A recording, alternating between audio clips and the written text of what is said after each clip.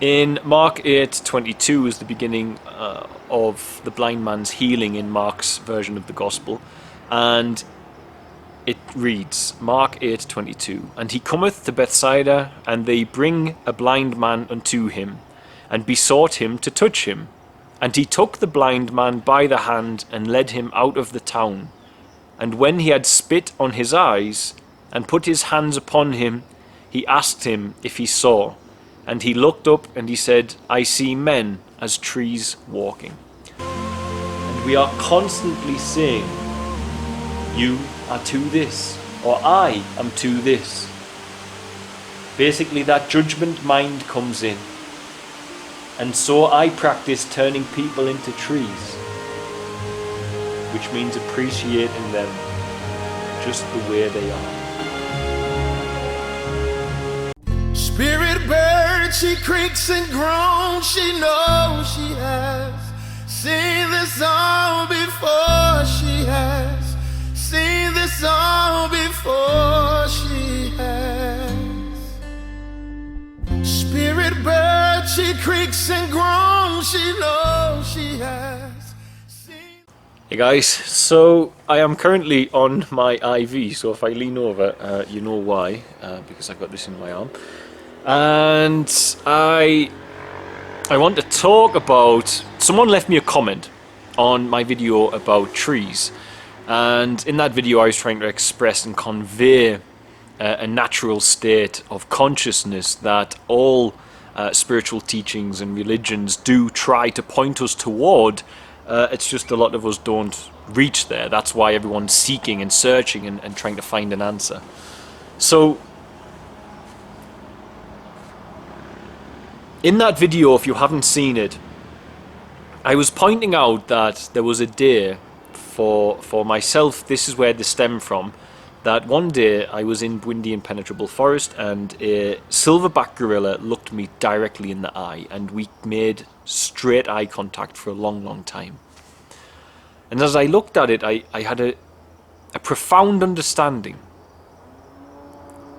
that this was the forest looking at me. And I had this other profound understanding that we contort things with our language, and even myself, I was saying, I am in the forest. But realistically speaking, I am the forest, and our language contorts that. The forest gave way for that gorilla to be sentient and express itself. It is the forest. And thus, once upon a time in history, when it was... I live in a forest now in Feathersdale, but when humanity lived in a forest and we had basic shelter, etc., we knew where we were from. We knew we were from the forest, and I realized that day with that gorilla that I was simply a seed that had blown away from the forest and blown back, and as that forest was looking at me, I was looking back on myself at the same time, and myself looking back on me. Many people say this is a very out there view of the world. It's a bit woo for people. But that's because we have developed religions in Europe, at least, Abrahamic religions, which do not guide us towards the state of consciousness that we are supposed to be in to commune with God. Now, I myself as a human being, I'm wired as a mystic. That is my wiring. That's how I work. And when I look at Christianity, I see all the mystical side of it. But I'm challenged constantly by people saying that they own the monopoly on how to interpret the Bible, and that I thus am antichrist because I don't interpret it the way they do. And when that happens, I get so frustrated, first and foremost, but I feel a great sorrow for the people doing it, because I know that they are missing out on so much. And it's because they've locked their mind in a level of consciousness which is referred to in Greek mysticism as earth. I've said this before, there are levels of consciousness in Greek mysticism. Greek mystics wrote the Bible. Earth, water, air, fire, new mind. This represents the alteration in consciousness in prayer and meditation.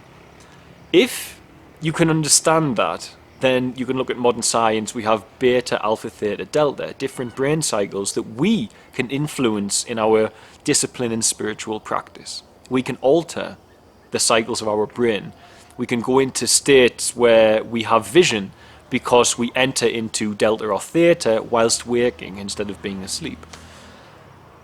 These are tools at our disposal, and they are mentioned inside the Abrahamic religions, but they are written by mystics. So it's not literal, it's not a historical book, it's not a novel.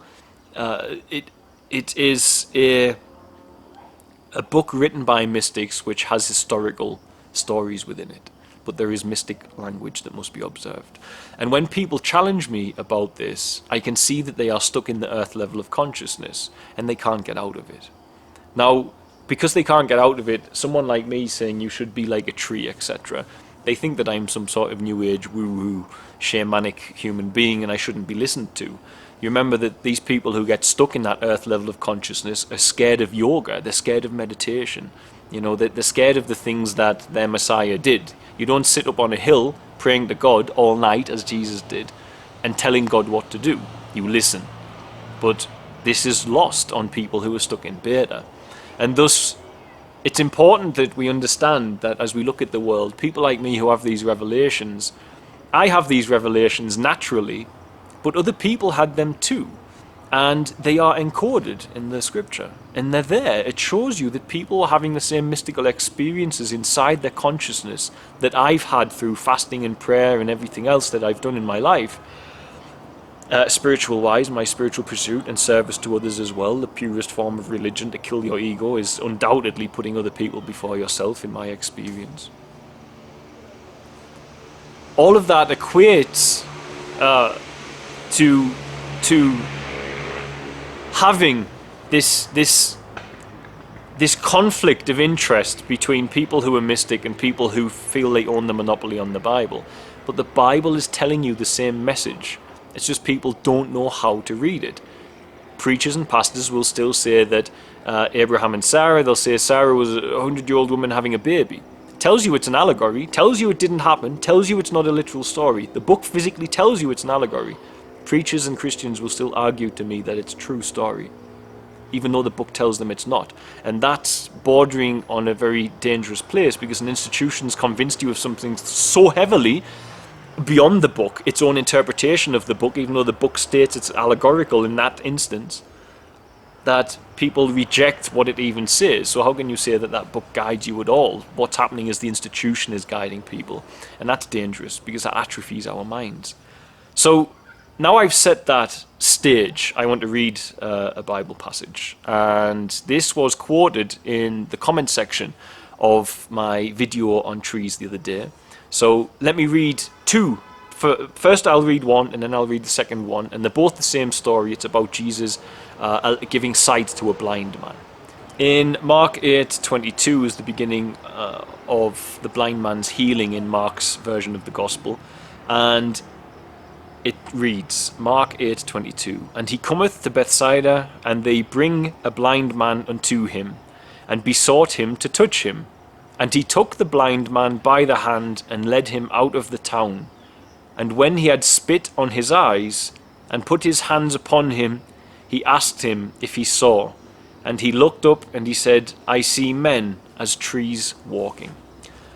That's number one. That's a story of Jesus healing a blind man. Now, there's another version of that. Obviously, the thing that's of interest to me there, I see men as trees walking. As I said, quoting Ram Dass, as we go out into a forest, we don't judge trees, but we enter a state of consciousness of acceptance of the natural environment around us, and we say that tree grew that way because that tree was shading it and the sun was coming from that direction, so it grew in a different way to the other tree. With humans, we don't do it, but we can enter a state of consciousness which is much more peaceful and beneficial for the planet, where we can do that, and that is the whole point of the spiritual practices that are trying to be taught by these scriptures. So, number two I want to read is as follows.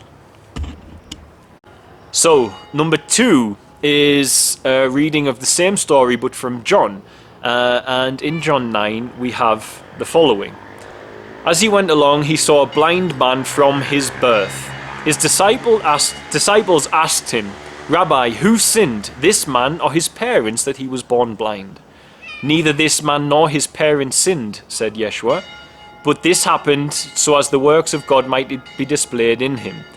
After saying this, he spat on the ground and he made some mud with his saliva and put it on the man's eyes. Go, he told him, wash in the pool. And so the man went and washed and came home seeing. His neighbours said, that looks like the man who was begging, but it isn't the same man. But the man claimed it was. He himself said, I am the man, and my eyes were opened by the man Yeshua.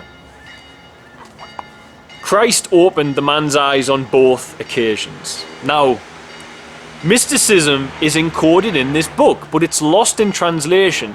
The book tells you it'll talk in parables. Jesus told you he'll talk in parables. The book also tells you something very important, and that is that it will speak in dark sayings. Said this before, common dark saying, spill the beans, going to divulge a secret. If I translate that into saying, I'm going to tip a can, the contents will fall on the floor, and on the floor there will be a pool of beans. I'm no longer spilling the beans. Thus, you've lost the meaning of the dark saying. So, this is all contorted, and I want to combine the two stories to show you something very profound and important. I go on about trees a lot, and I say, as you all know, that out in the forest you can have a state of revelation where you realize that you are the forest coming forth, and you should look upon humanity indeed as trees walking around. You should practice making people into trees.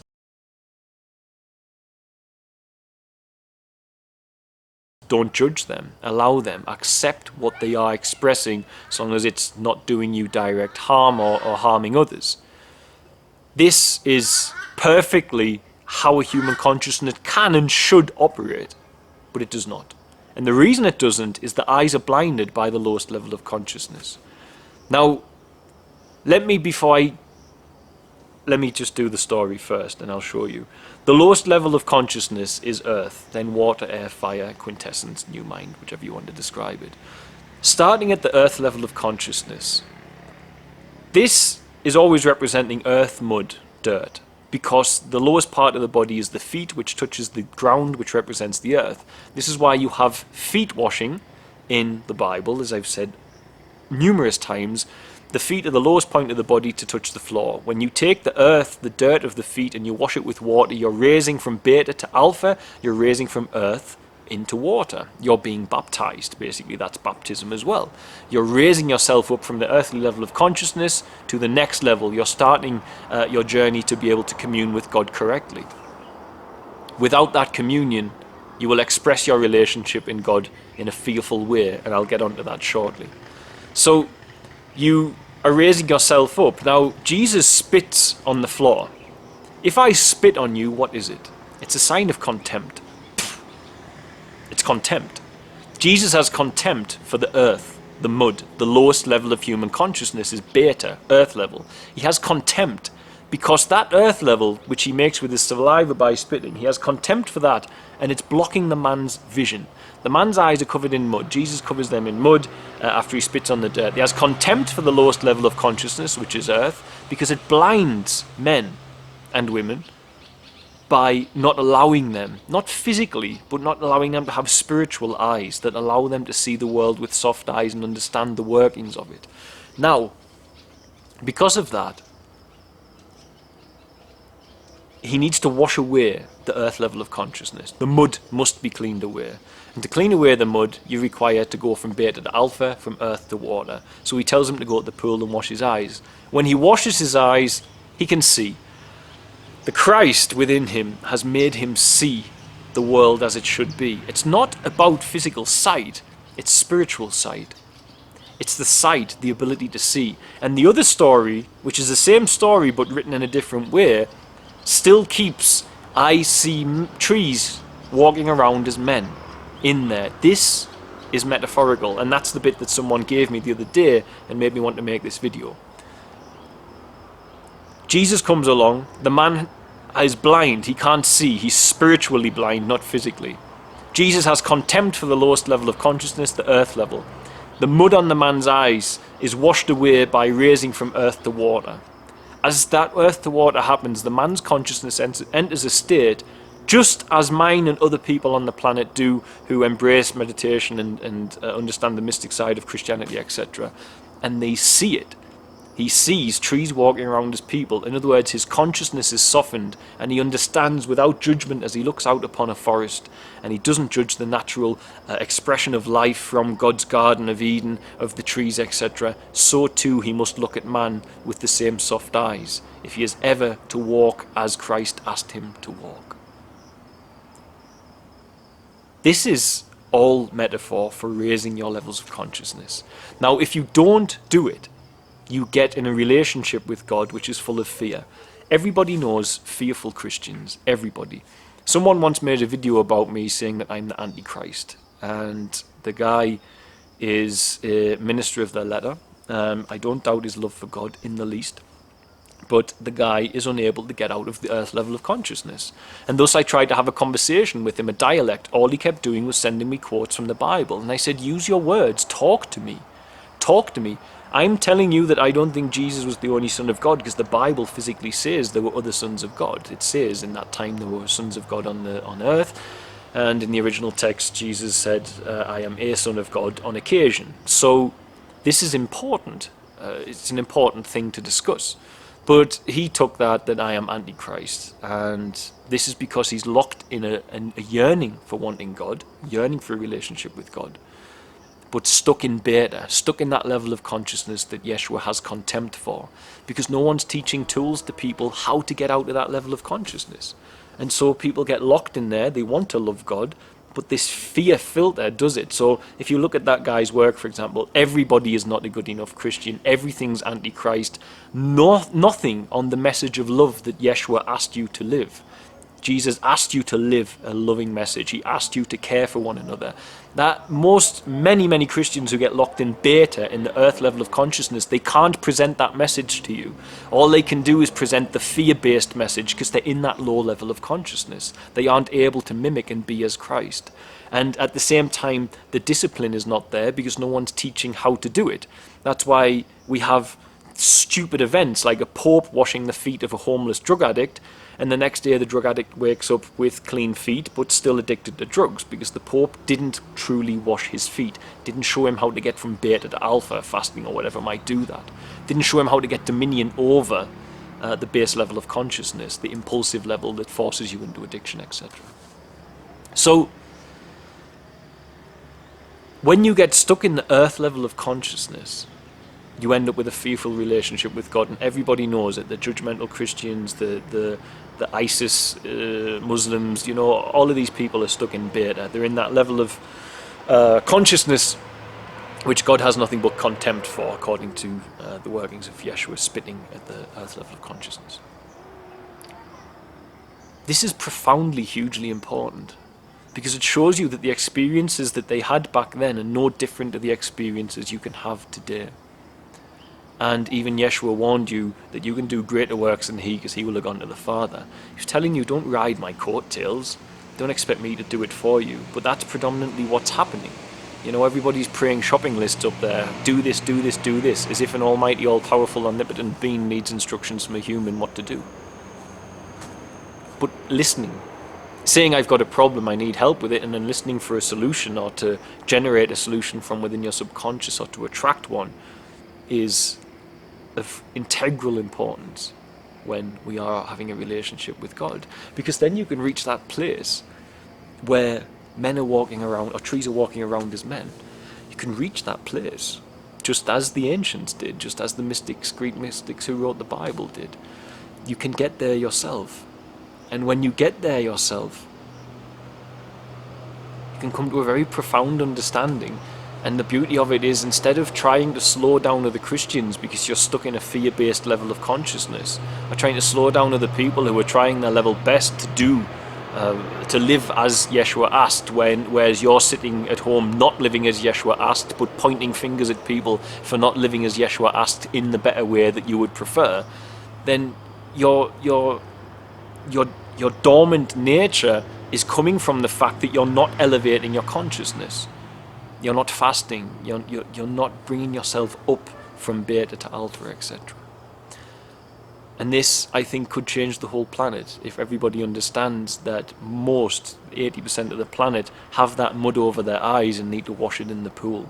Most people need their feet washing. Most people need baptizing. But these are not physical things that, you don't go and baptize someone physically and expect them to just change. It might work for some, but most it won't. They will still remain an addict afterwards. Thus, it's all about understanding the inner workings of us and what they labelled the inner workings in the Bible using mystic coded text. It's vastly important that we understand that.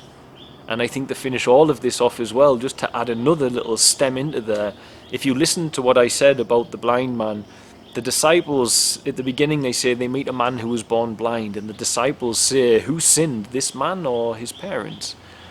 So if you read between the lines of everything in the Bible, you get profound insight. How can a man sin if he was born blind, if he has not lived before? And I'll leave you with that closing statement to contemplate. I've covered that before in a reincarnation video. But reincarnation's there. It was understood in the ancient times as well. Otherwise, why were Jesus' disciples asking it? And why did Jesus not say, don't be silly? Why did he say, no, this man never sinned? Like, the only option is that you have the chance to sin before this life, which means that you're reincarnated. I'll leave you with that. But ultimately, even the Bible is trying to tell you to reach a state of consciousness where you understand that which many of us can feel on the planet when we sit in nature, or what we've developed and gone through, or have been traumatized into waking up from where we were. And it's not my idea. It's an idea that permeates the evolution of all consciousness. It permeates it, and it always has. It's the same journey that they wrote about. It's the same journey that you can take today. So, God bless, guys.